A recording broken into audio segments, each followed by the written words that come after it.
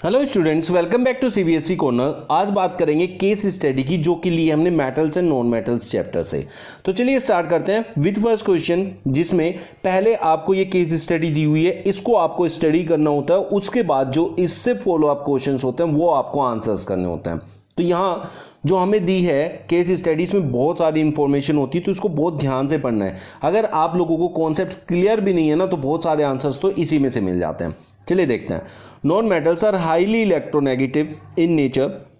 तो यहां से आपको ये देखना है कि ये इलेक्ट्रोनेगेटिव होते हैं। They have a tendency to gain electrons in their valence shells to achieve nearest noble gas configuration, thus they form anions. तो ये क्या बनाते हैं? Anions and acts as good oxidising agents. These are the common points. ऐसे आपको उनको identify करना है क्या क्या इंपॉर्टेंट है। फिर जो क्वेश्चंस इससे फॉलो अप होंगे तो मेनली इन्हीं में से आंसर्स आप दे पाएंगे। तो ये क्या करते हैं कि ये एक नॉन मेटल है, ये एक इलेक्ट्रॉन एक या एक से ज़्यादा 2-3 तक इलेक्ट्रॉन्स जो हैं वो एक्सेप्ट कर लेते हैं और नेगेटिव चार्ज एक्सेप्ट कर लेते हैं और बन जाते हैं एनायन। तो इन पे नेगेटिव चार्ज आता है क्योंकि ये इलेक्ट्रॉन्स को ले लेते हैं। दे रिएक्ट विद एयर और ऑक्सीजन। तो एयर और ऑक्सीजन के साथ रिएक्ट करते हैं on heating to form oxides. तो ऑक्साइड्स बनाते हैं which react with water to form acids. तो जो ये ऑक्साइड्स बनाते हैं वो एसिड्स के साथ यहाँ आप देख सकते हैं कि they react with water.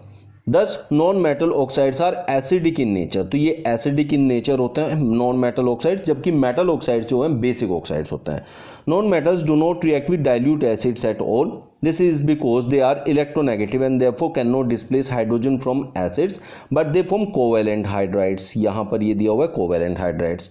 When they heated with hydrogen, जब हीटिंग हाइड्रोजन के साथ हीट करेंगे तो कोवेलेंट हाइड्राइड्स बनाएंगे। अब ये जो आपने अंडरलाइन किया है, इन्हीं से काफ़ी सारी हेल्प आपको मिल जाएगी जब आप क्वेश्चन सोल्व कर रहे होंगे। ऐसे आपको केस स्टडी को हैंडल करना है। चलिए स्टार्ट करते हैं। क्वेश्चन क्या पूछ रहा है? The acid formed when sulphur trioxide react with water is. तो आपसे पूछ रहा है कि जब सल्फर ट्राइऑक्साइड होता है SO3, वाटर के साथ रिएक्ट करेगा H2O। तो यहां से हमें क्या मिलने वाला है? H2 है हमारे पास, S है, O के 3 यहां पर है, 1 यहां पर है, तो O4 H2SO4 जो होता है सल्फ्यूरिक एसिड। तो जब भी सल्फर ट्राइऑक्साइड को वाटर से रिएक्ट कराएंगे तो हमें सल्फ्यूरिक एसिड मिल जाने वाला है। ये ऐसे आपको सोल्व करना है। An element X form an oxide XO2 which is a very useful gas used in process of photosynthesis। Photosynthesis क्या होता है?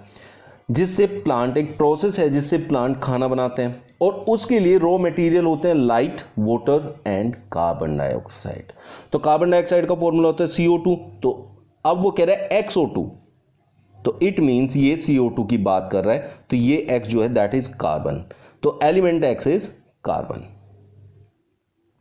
Non-metals generally act as oxidizing agents, reducing agents, both A and B and none of these। वापस जाते हैं अपनी case study पे और यहाँ देखते हैं कि वो क्या कह रहा है। गुड ऑक्सीडाइजिंग एजेंट्स बोल रहा है।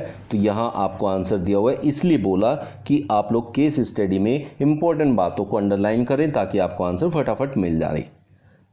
Which of the following elements produce basic oxides on reacting with oxygen? आप यहाँ देखें, यहाँ हमने क्या कहा कि ये बनाते हैं एसिडिक ऑक्साइड्स।